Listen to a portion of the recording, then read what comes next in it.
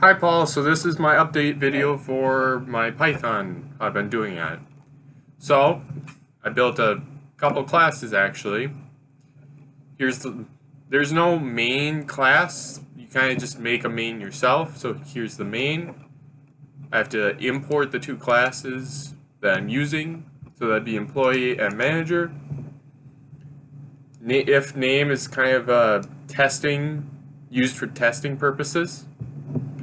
And here it sets up two employees, which go through the persons, which has the name, job, pay, along with get raise and last name split. And then employee, where it gives them an ID right here.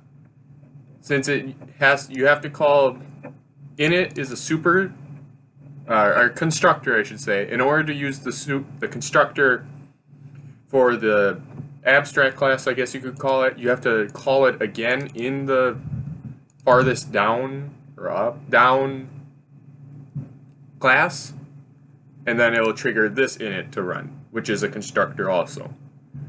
So from here, it builds these two. It fills that Bob has nothing since he's not technically employed anymore. So it sends these defaults to none and defaults to 0 pay back to the person, and that person sets them. And over here it's Sue as a job, as a developer, and a certain amount of pay, which I can go run another instance.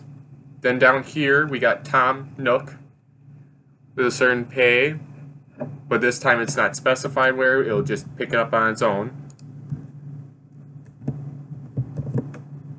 which will then go down here, which also extends the person, but has a special bonus.